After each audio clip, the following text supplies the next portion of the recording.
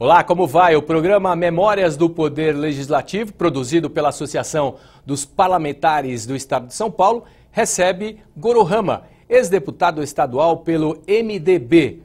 Administrador de empresas formado pela Fundação Getúlio Vargas, cumpriu a 9ª legislatura no período entre 1979 e 1983, chegando ao parlamento aos 34 anos de idade. Deputado, muito obrigado pela sua presença, sempre um grande prazer e um grande privilégio. Tudo bem com o senhor? Tudo bem, muito obrigado pela oportunidade de conversar com vocês, contar um pouco da minha história, né? E saber como é que eu me insiro dentro desse mundo do Legislativo de São Paulo, né? Antes do senhor chegar aqui, o senhor deu uma volta aí no parlamento, foi rever os amigos, foi relembrar de coisas importantes. Pois é, eu andei, fui até o plenário, né? E lembrei muito do dia da posse no plenário, quando eu recebi o meu diploma lá no alto, e também dos vários embates que nós tivemos ao longo do mandato, né? E, deputado, mudou muito da sua época para cá? Nós estamos falando de 1979 a 1983, né? São Sim, olha, algumas décadas. A Assembleia hoje, eu vejo muita gente. Está havendo uma superpopulação, porque antigamente eu não via tanta gente. E também eu vi que movimentos populares também vêm participar aqui das sessões e das discussões sobre vários temas, né?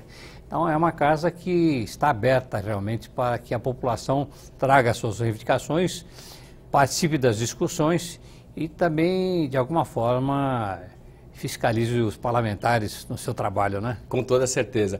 Deputado, o senhor tem origem nipônica, né? Nós estávamos conversando. Como é que foi a vinda já do seu pai ou do seu avô para cá?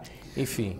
Olha, eu sou um Nisei, é a primeira geração aqui no país.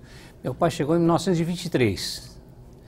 Em 23, portanto, há 15 anos depois do início da imigração que se deu em 1908. Então, em 1923, lá chegava o meu pai com 19 anos, né? E começou a trabalhar aqui na cidade de São Paulo.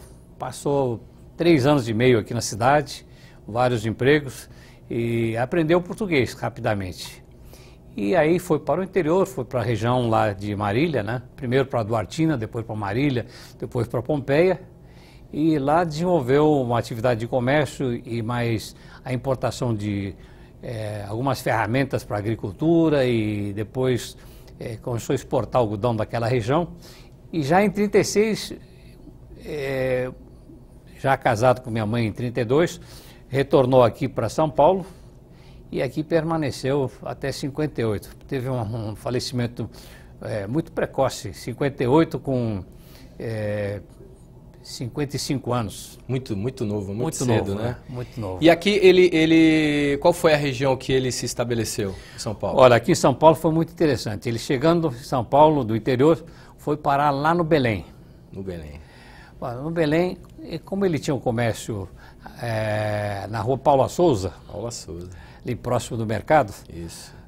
Para quem não conhece, né, que está fora do estado, região central da capital paulista. Né? A Rua do Mercado é a Rua Mercadão. A Rua Paula Souza era o centro dos secos e molhados. Isso. E como era muito distante para frequentar do Belém até a loja, ele acabou arrumando uma casa na Rua Cantareira.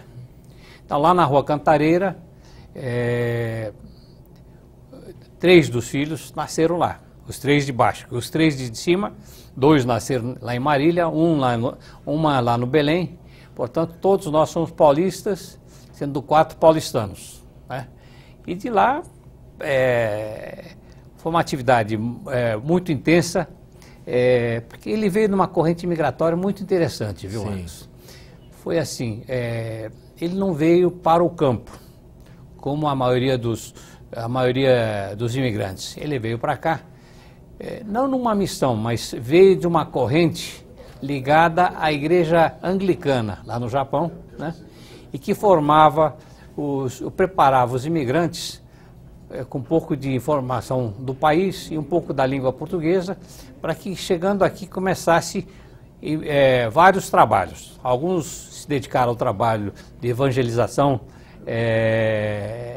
e outros partiram para a área comercial, outros para a área educacional e assim permaneceram por toda a sua vida. Sim. Então, aqui, fruto desses imigrantes, dessa corrente que chama-se Ricocai, tem uma coisa muito interessante, que em 1946 começaram a desenvolver um programa, em 53 inauguraram uma casa de estudantes para abrigar os filhos dos imigrantes que vinham pela primeira vez de São Paulo para estudar.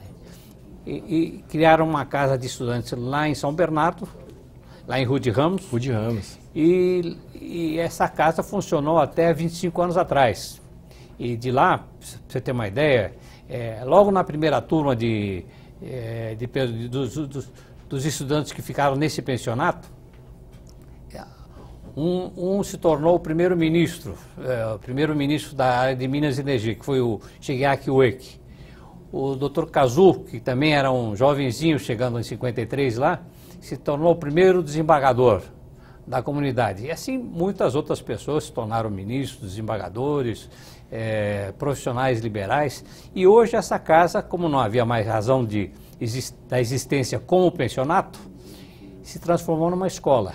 Há 25 anos se formou o Colégio Harmonia lá em São Bernardo, que hoje é o padrão o mais alto em todo o ABC. Só para ter uma ideia, o ano passado, em 2017, 95% dos seus alunos entraram na faculdade.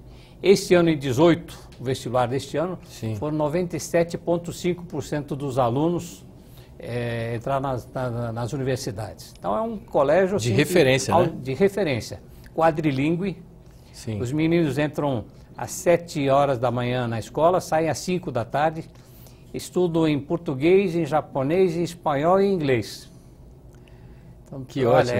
É uma escola fantástica que conseguiu desenvolver a partir da ideia inicial. Aliás, deputado, vale ressaltar que a colônia japonesa é de um bem muito grande, não só para São Paulo, mas também para todo o país, né? Para se ter uma ideia, a colônia japonesa fora do Japão, aqui em São Paulo é onde nós temos a maior concentração. Então, já na sua época de parlamentar, eles foram fundamentais para a evolução e para o crescimento como um todo, não só da capital paulista, né, mas do estado de São Paulo como um todo, não? Olha, este ano nós estamos comemorando os 150 anos da imigração. Eu me recordo bem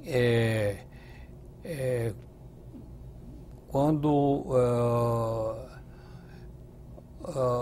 em 1958 estavam comemorando, aliás, 150 anos. 1908, 110 anos, desculpe, 110 anos. Quando se comemorava os 50 anos de 1958, eu me recordo bem que a Casa Imperial enviou para cá o príncipe consorte para participar e houve uma grande festa lá no Palácio dos Campos Elíseos, né? Eu lembro dos meus pais, ele de fraque, minha mãe de kimono, indo para essa festa, para essa solenidade, né?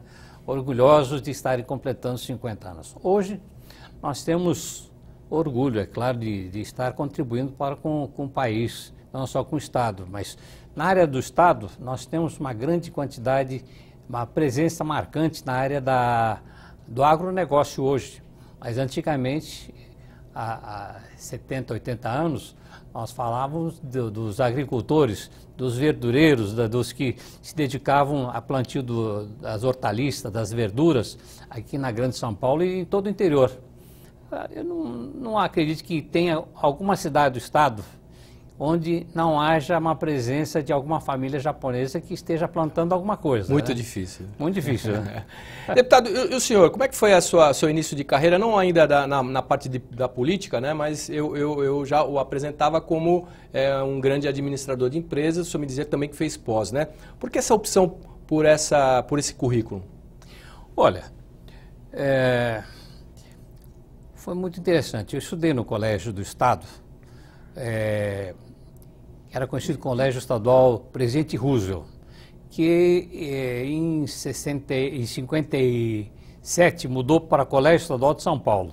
É o colégio mais antigo que se situa lá no Parque Dom Pedro, no centro da cidade. Sim. Bom, e de lá era muito comum que os egressos fossem diretamente para as melhores escolas de medicina, de engenharia, e ia para a Poli, ia para o ITA, ia para a FE, para o Mackenzie, então para a medicina ia para Paulista, para Pinheiros, né? Santa Casa sequer existia naquela época, né?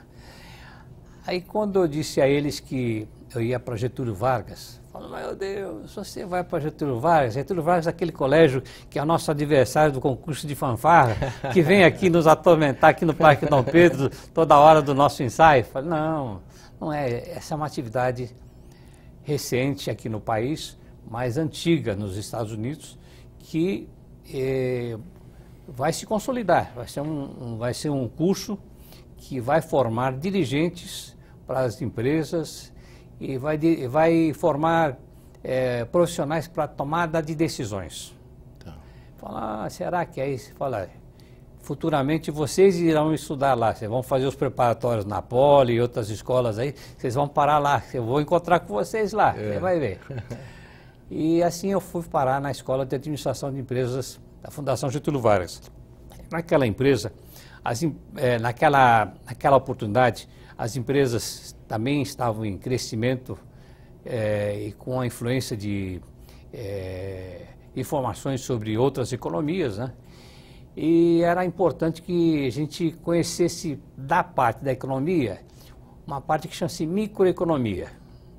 Hoje a gente ouve muito falar de macroeconomia, sim, que fala sobre o país, sobre o relacionamento com outros países e tal. Mas microeconomia era a parte dentro da empresa, como é que o setor funciona e como é que, quais são os fatores que você pode trabalhar para que melhore o desempenho da sua própria empresa. Então eu acabei optando por esta área e por lá fiquei alguns anos, né? Até que deu vontade real para voltar para a área política, né? E aí nesse período o senhor me dizia, né? Hoje o senhor tem duas filhas, né? E casou nessa época, logo que se formou, como é que foi essa evolução como cidadão paulistano? Não, eu me casei até tarde. Eu estava mais preocupado em trabalhar e eu casei quando vim para a Assembleia. Para a Assembleia. Foi exatamente nesse período. Logo no primeiro período, em 78, 79 eu assumi. No final de 79 eu casei. Que bacana. Mas foi um negócio muito interessante. Em 79, nós formamos com mais 2 colegas deputados uma comitiva para fazer uma visita ao projeto Jari, lá em Belém. Fala, vamos conhecer aquele projeto Jari, vamos ver como é que funciona, que há tantas críticas para esse projeto e vamos lá conhecer. E fomos para lá, e no voo daqui para lá, e depois nós esticamos até Manaus, no voo de lá, eu vi uma jovem muito bonita ali. De lá, fomos para o Amazonas e lá estava no mesmo hotel outra vez. Fala, coincidência. Essas coincidências, isso não acontece 2 vezes, não, né? Bom, e acabei conhecendo e nos casamos. Tivemos 2 filhas. Essas 2 filhas já me deram 3 netos, né? 7, 6 e 5 anos. Então, sou avô de 3 netos muito bonitos, né? Maravilhosos. As filhas, elas não quiseram seguir o passo do pai na área da política? Eu acho que não, e até com razão. Porque eu acho que elas, com um pouquinho mais de discernimento, e elas viram como sofreram ao longo do tempo, porque as 2 nasceram no exercício da atividade política. Enquanto eu aqui permanecia na Assembleia, nasceu a primeira. a outra na campanha eleitoral. E assim as campanhas se sucederam, ora para vereadores, ora para deputados, para governadores, presidente da República, nas campanhas das diretas e várias coisas. E as crianças pequenas, na verdade, quase não tiveram o pai, que deveria se dedicar mais. Mas elas viram que... Foi parte do processo, né? Faz parte, cada um sem dúvida, dá uma contribuição quanto pode e onde pode, né? Deputado, eu gostaria de retornar ainda à Fundação Getúlio Vargas, que eu tenho absoluta certeza que foi um polo importante, né, na sua aposta e também na criação de uma filosofia para que o senhor pudesse partir para a política. Sim. Queria que o senhor falasse sobre esse momento ali na Fundação Getúlio Vargas. Olha, eu entrei numa escola muito pequena naquela época, no prédio antigo que funcionava na rua Martins Fontes, em cima no 12º, 13º andar, de um edifício onde se tirava a carteira do trabalho embaixo, né? Naquele edifício funcionava toda a Fundação Getúlio Vargas. Minha classe tinha 29 alunos só, né? Mas foi numa época assim muito conturbada assim, para o país. Nós tivemos aí, em plena época da Revolução, os generais presidentes se sucedendo e com todas as restrições para manifestações dentro das escolas. Aquela escola era uma escola atípica, porque ao mesmo tempo que preparava dirigentes de empresas, né, portanto, se imaginava que fossem pessoas mais conservadas, mas havia, como em todas as outras escolas, uma juventude sedenta por participação, por manifestar, né? E ali nós tivemos vários professores que participavam dessas discussões, estimulavam, né? Então foi um bom momento para que formasse bons quadros dentro da escola que se consagraram na área da administração de empresas, né?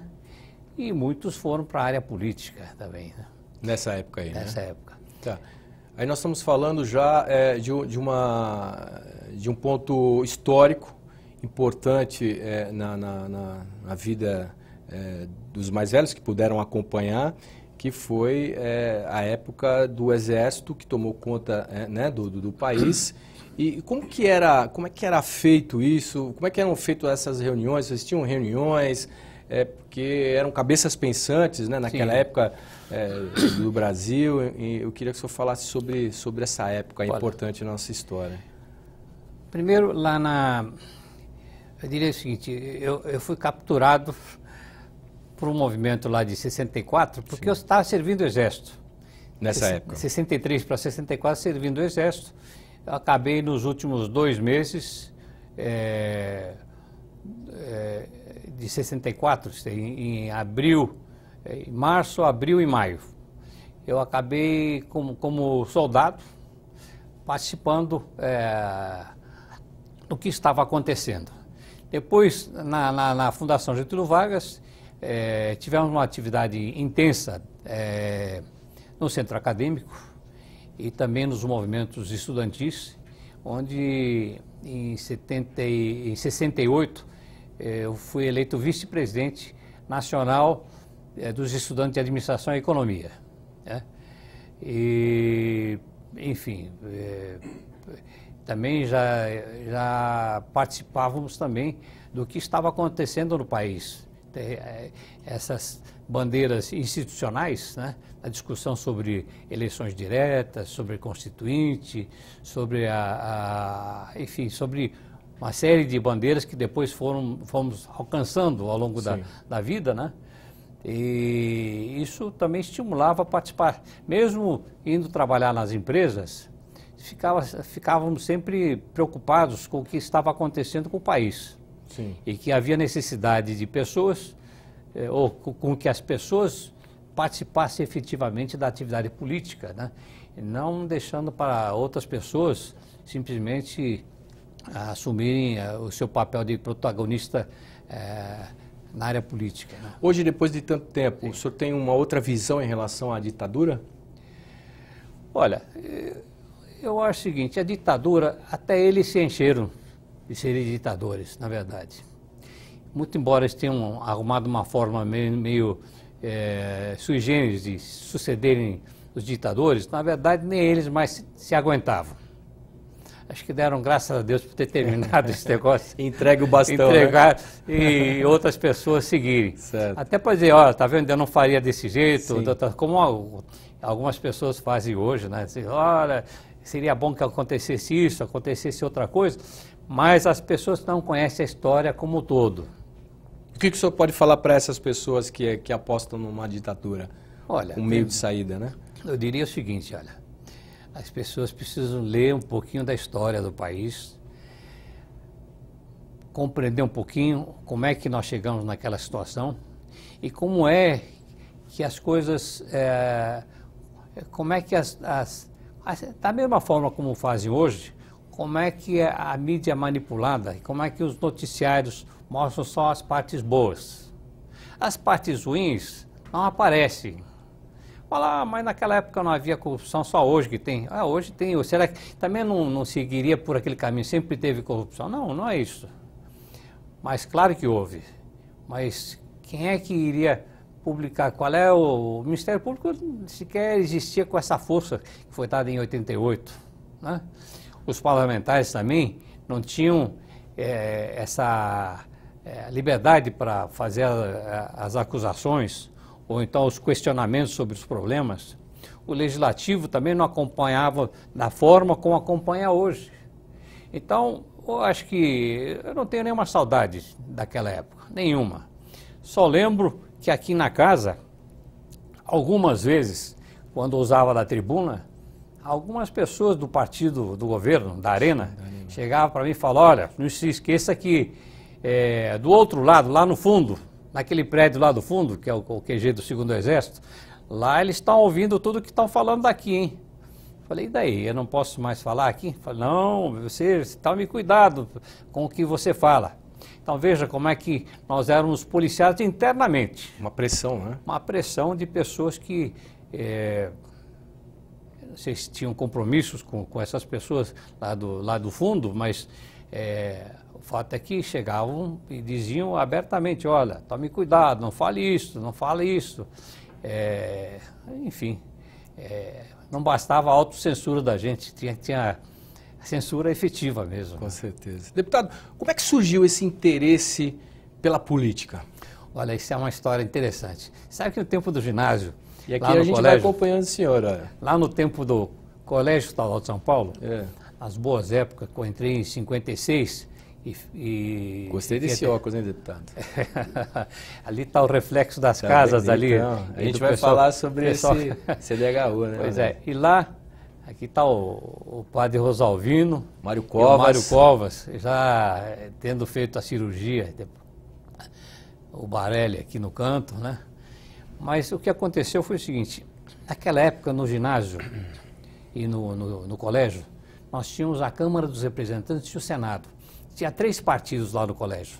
Partido Libertador, Partido da União Renovadora e Partido da Vanguarda Estudantil. 3 partidos. E as pessoas se inscreviam nesses partidos e concorriam a deputados, se estivessem no ginásio, se estivessem no colegial, participavam da eleição para o Senado. Eles tinham um mandato de 1 ano, e a cada ano se renovava para discutir assuntos não só internos da escola, mas sobre a cidade, sobre o país, né? Então, eu acho que isso acabou criando um gosto pela política. Eu posso dizer que dos deputados e senadores da escola que me antecederam, um deles é o Davi Leller, que virou deputado federal. Sim. O deputado o Zé Gregório também foi parlamentar de lá. Então, tem várias pessoas que participaram na atividade estudantil voltada para a política, se tornaram homens públicos mais tarde. Tá bom. Deputado, a gente vai encerrar esse primeiro programa. A gente vai convidar os nossos telespectadores para que acompanhem o segundo programa da gente aí, tá bom? Muito grato por essa oportunidade, viu? A gente vai, temos muito mais assuntos ainda. Muito obrigado. Está terminando o Memórias do Poder Legislativo. No próximo programa, vamos ouvir um pouco mais da história do ex-deputado Gorohama. na segunda parte desta conversa. Muito obrigado pelo seu carinho e importante audiência. Continue com a programação da TV Alesp. Fique na paz e até a próxima.